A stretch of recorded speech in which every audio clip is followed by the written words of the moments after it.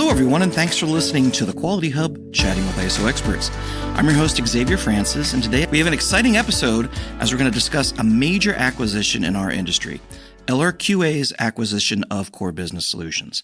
Joining me are two incredible guests who will share insights into this strategic move. We have Ian Spaulding, CEO of LRQA, and our own Scott Dawson, President of Core Business Solutions. Great to have you both with us. Thanks so much, Xavier. It's good to be here. Yeah, it's great, X. Thank you. Absolutely. Glad to have you here. But before we dive into the acquisition, I'd love for our listeners to just get a deeper understanding of both companies. Ian, let's start with you. Can you give us a brief history of LRQA and your journey to becoming CEO? Yeah, sure. Some of your listeners may know about LRQA because we've been around a while, right? This is a company that started basically 250 years ago in the UK. And it was started when the ships were going from the UK to America. And there was some problems. Some ships didn't make it. And so this movement emerged on how do you verify, how do you ensure that the cargo in the ship was a certain cargo, that the captains were actually qualified, et cetera, et cetera. And it led to an entire movement of auditing or verification in the maritime sector. Over a period of a couple hundred years, that business, Lloyd's Register, built lots of businesses, one of which was this fantastic industrial inspection business to verify that oil and gas, certain pipelines, certain assets had integrity, et cetera. They also built the management system certification business, which then became LRQA. And they were the first in the certification space in the UK. So through UCAS accreditation, our certification is 001. So we're very proud of being the first. Cool. That's pretty cool. Yeah. So long story short, the company basically emerged over many years. And about 3 years ago, the company became an independent company. So Lloyd's Register maintained its focus on the maritime sector, and LRQA was carved out as an independent company.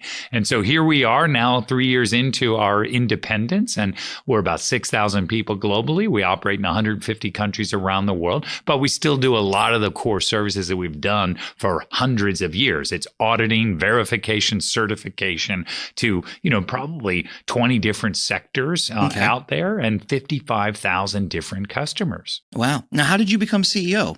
So I started a company in Asia supporting U.S. companies to help them on ESG in their supply chain. So a lot of working with Amazon and Walmart and Target, helping them to audit factories and improve to make sure they met certain standards. So that company kind of emerged and it did incredibly well and helped. And so there was an opportunity for us to be part of a much bigger platform. And we had worked with Lloyd's Register before. We actually were working with them to audit ships in Asia to make sure that they were safe and secure. So it was kind of joint audits. We were focused on the safety of the people, and they were focused on the safety of the ships and the container yards, et cetera. So that was our first exposure to Lloyd's Register. And so when they became an independent company, we decided to sort of merge our company or to be acquired by LRQA and then sort of work with them on a ground floor as they began this transformation, this journey to become an independent company. So Elevate was there kind of maybe 2 months after the decision to make LRQA an independent company. And then fast forward a year or so, the board decided that they wanted to kind of ask me to step into the CEO role. And so for the last 18 months or so, I've been leading the charge on the front line with our people and our customers to try and transform this company. That's great. What a great story. So you got a lot of history and some young blood too, right? I don't know that young, but that young. Well, we'll go with it. This is radio, if you will. So very young, yes. Very young, very young. Well, Scott, what about you? Can you give us a little bit of history about CBS, Core Business Solutions, and how it started? Yeah. Well, we don't have the 250 years. We have the 25-year history. Okay. So, yeah, we started 25 years ago as a small operation to try to help small businesses simplify compliance. Because these international standards are complicated, they're vague, they're confusing. They don't really provide specific guidance for how a small business might need to improve or how do they become certified. Right. And they might not choose to do it. They might be forced to do it. Well, that's often the case. Yeah. There's a contractual requirement. Supply chain regulations and requirements are a big thing. Standards are a big part of that. And so we really decided we would focus on small businesses throughout the U.S., helping them step by step through certification process. And so we began with development of an online platform called today called the Core Compliance Platform. Mm-hmm. And that is kind of the hub of the process for our client to work through the steps. And then a few years later, we started to work remotely with clients. So we pioneered the remote consulting, process long before COVID, long before Microsoft Teams and all those type of things. Right. We were doing phone calls, helping people remotely to work through a process. So we've really tailored everything we've done on small business success.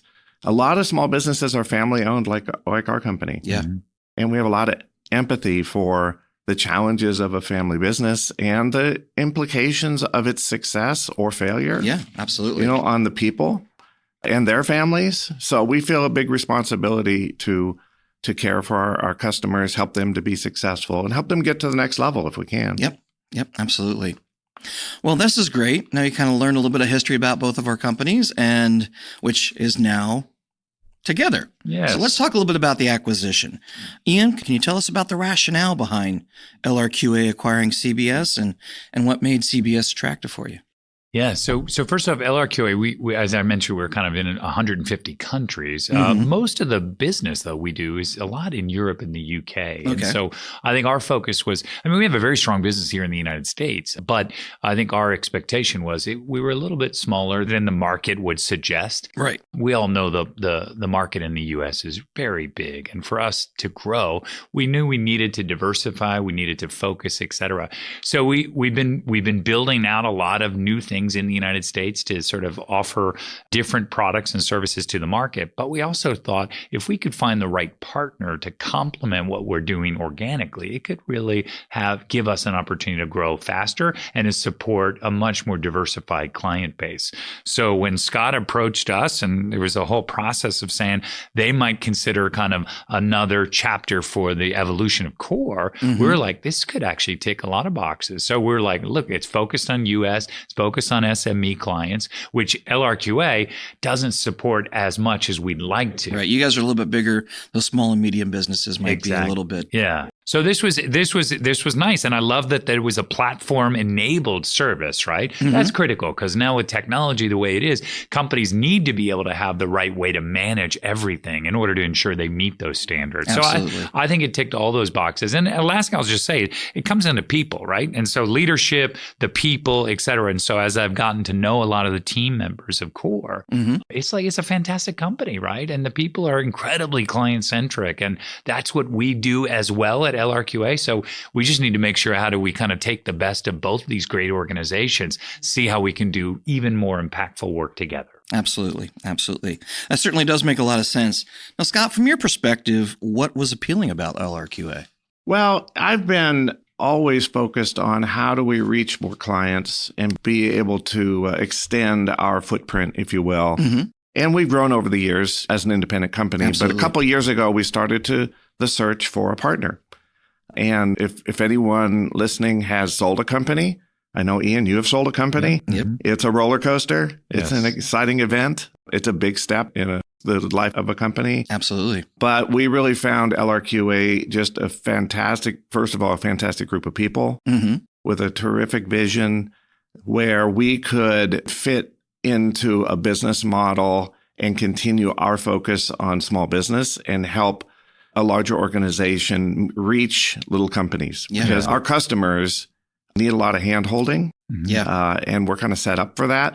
But I suspect it's the same anywhere in the world. Small companies need a lot of hand-holding because they have little resources, less experience. They don't have the time to focus on getting compliant, but compliance is an issue globally. Absolutely. So, our passion for small business, our expertise in servicing small businesses, and our ability to work remotely with technology, I think allows us to form a great strategy together for small businesses in the U.S., throughout North America, and eventually overseas. Yeah, that's great. That's a partnership where you have different skill sets, different tools, and when you can put them together and get some synergy out of them, it's going to probably end up for a much better experience for everybody involved. Yeah, Ian has talked a lot about 1 + 1 = 3. Yes. I like that. I'm not good at math, but that math seems to work in this partnership. What do you mean by that, Ian? What do you in your mind when you think about core and LRQA. Well, what does look, that mean? the tech is important, right? Because the tech, how do we make sure we got the best tech, that we're supporting customers, et cetera, and that the tech continues to evolve and improve? That's fantastic. And there's so many companies that need this solution, like the core solution that you have today. And we have to bring that out to a broader marketplace, right? Yeah. Other markets, other countries, other customers, they need that. And for those of you who are listening, you've never seen it, you should check it out. It's a very cool platform that helps companies really manage the entire process and ensure that they're buttoned up and they meet the expectations, but also it's part of their operations. And I think it's fantastic. And obviously, as we try and support some of the SME clients, we just haven't been that successful in years past. And so I think we need a dedicated strategy to do that. And it's not just here in the United States. It is a global one. So I think we need to think about how we do that, how we expand the training, the content we build to help companies sort of get prepared for certification to meet the standards of the future. And I think there's a wonderful opportunity to piggyback on the work that has been built through core, actually. So I'm excited by that. Yep. And so if we can take those solutions, if we can take that model to other markets, if we can diversify it a bit more as well, and still stay true to the mission, which is to support SMEs, I think we're going to be incredibly successful and help a lot more companies around the world. Yeah, one of the things that I thought of when you mentioned the 1 + 1 = 3 analogy is that LRQA has a great track record of working with large global corporations. And one thing large global corporations have is a lot of suppliers. Yeah. Yes. Then there's a lot of risk in supply chains. And I know that's a big focus on LRQA, but I think we can complement the addressing supply chain risk with their smaller suppliers that are hard for these large corporations to provide resources, to provide guidance. And I'll say it this way, get them on board with the standards that need to be met. And I think that's an area of collaboration I'd love to explore, as soon as we're kind of get our feet on the ground a little bit. Well, we talked about it a little bit. Ian, what capabilities do you see that we can bring from CBS to LRQA's portfolio? You talked about it working with small, medium-sized businesses and things like that, but what else do you see?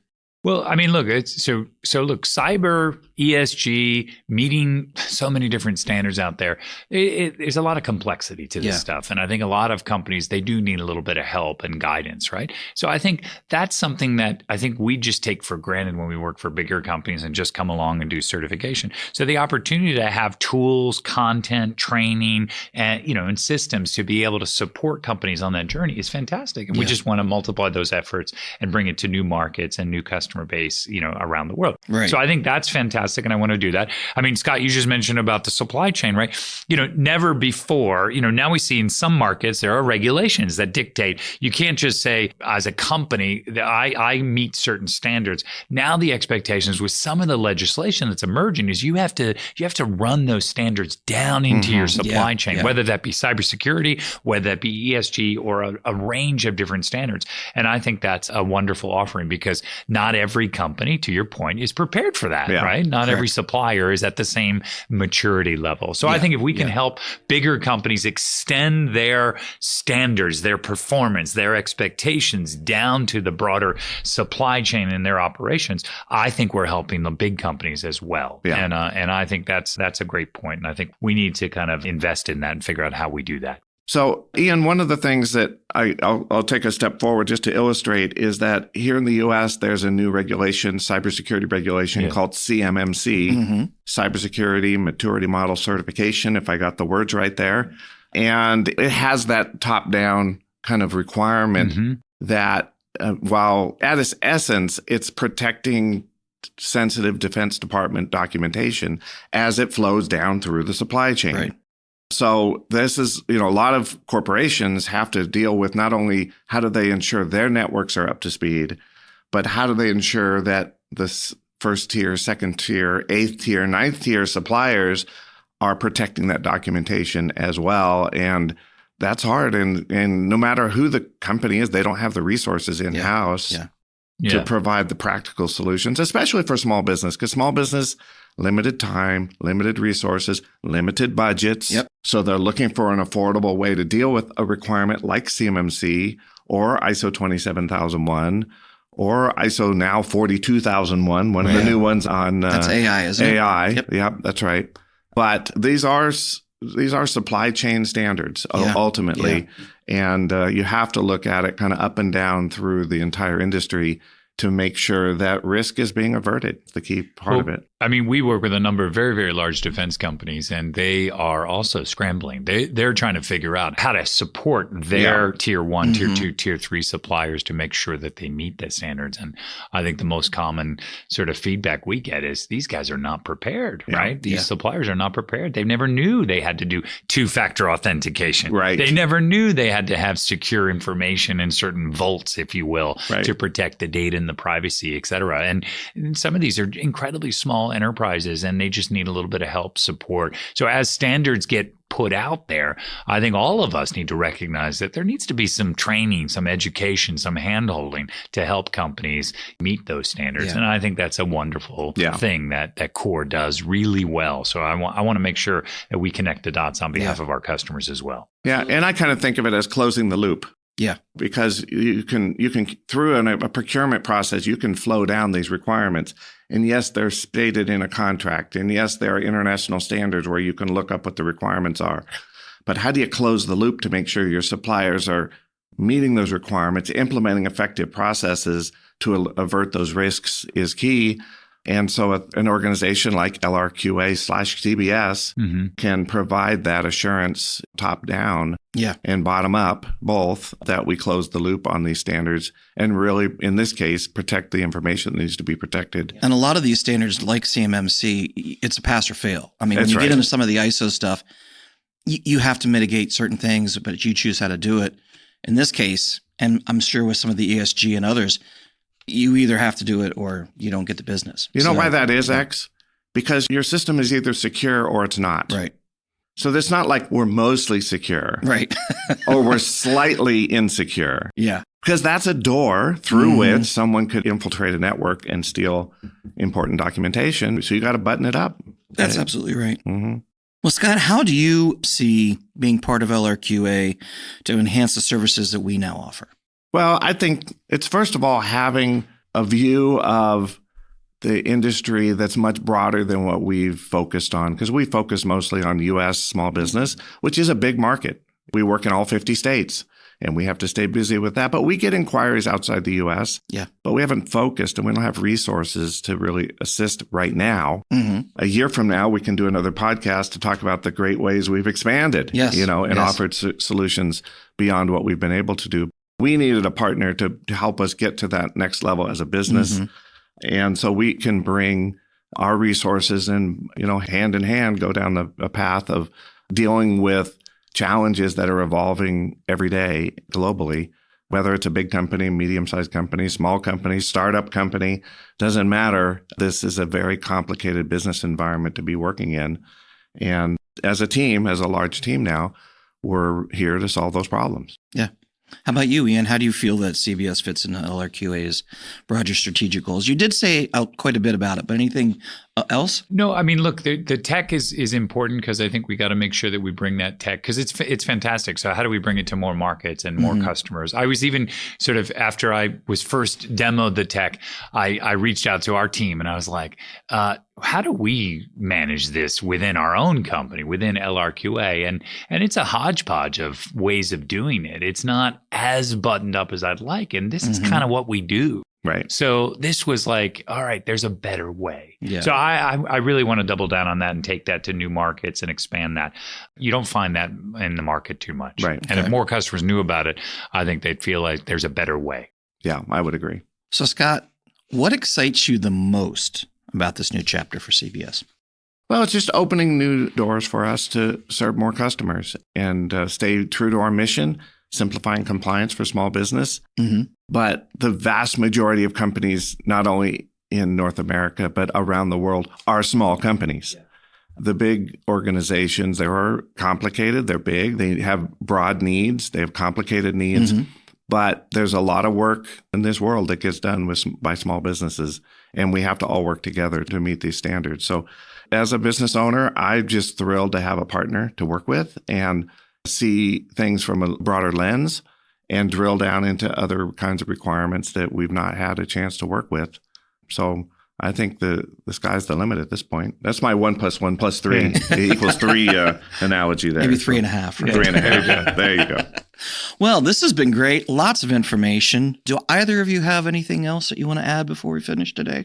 Well, the only thing I'd say is that, look, with changes like this, as we bring these companies together, we're bringing people together, right? And we're trying to come up with a better way for a combined offering, if you will. Mm-hmm. And I'm excited by that. And I mean that because the people that I met at Core are just fantastic. And so for those folks that are listening on the call, nothing's really going to change, right? There's not going to be any change in people or process. There's probably just going to be a lot more support that we're able to offer the extended customer base of Core. So I just wanted to make sure that people knew that, hearing directly from me. We're excited about the partnership. We're going to invest to make sure that the offerings continue to expand. Mm-hmm. And I just think, stay tuned. We got a lot to share with the community in the future. Yeah. Scott, you have any last thoughts? I'm just excited about the new friendships and professional relationships that we're developing. And I think there's just a buzz around Core Business Solutions right now about a new chapter in our business. Mm-hmm. Obviously, as a business owner, going through an acquisition, it's a personal transition for me. Yeah. But at the same time, Ian has made it really clear, we're here to serve our customers. And as he mentioned, things aren't really changing other than the longer term outlook and where we can go and the way that we can support small business. So that's got to be exciting for you, where you have a company that you started in PA and expand. Now you can take some of those things and apply it across the globe. Yeah. That's got to be exciting. Yeah. So I'm reinvigorated, honestly, to be honest with you. I mean, look, it's family business, right? Core started out as a family business for 25 years, and LRQA started out 270 years ago. And we are fortunate enough to kind of help make some of the decisions to ensure that both Core carries on and LRQA carries on for the next 270 years. So I think a lot of the decisions we make about what service is, how do we approach the market, how do we make sure we stay true to our mission, right? To help our customers achieve a better outcome, right? That's fantastic. We just need to hold on to that, because I think there's always bumps in the road every now and again where there's about different ways of working as you now internationalize this company. Yeah. But I think that if we stay true to our mission and our people and our customers, the skies really are the limit. Yeah. And customers' needs are common. I mean, people are people, and business is hard, especially in a smaller organization. And we're here to help. And if you need help and you're not in the U.S., we're coming. Yep. We'll be there soon. We do have a lot of listeners across the pond and other places too. So Yeah. Very good. That's great. Well, thank you both for being here. Really appreciate it. It's exciting. Yeah. My pleasure, X. Is it X or Xavier? I just need for this podcast, I want to know. I go by both. Okay. So X is just easier. It's funny though, because my wife, she's like, I don't really want to call you my ex. So, but some people call her Mrs. X. So that's kind of fun. There you go. Well, thanks again for being here, everyone who's listened to our podcast today. We hope it's been informative for you. Now, if you're looking for more information about Core Business Solutions, how we can help you with ISO certification, cybersecurity, even customized training, reach out to us at info@thecoresolution.com. You can also visit our website at www.thecoresolution.com, and LRQA's is www.lrqa.com. If you haven't already followed us on your favorite podcast platform or YouTube, be sure to do so. That way you won't miss the next Quality Hub podcast when it's released next week. Have a great day, everyone.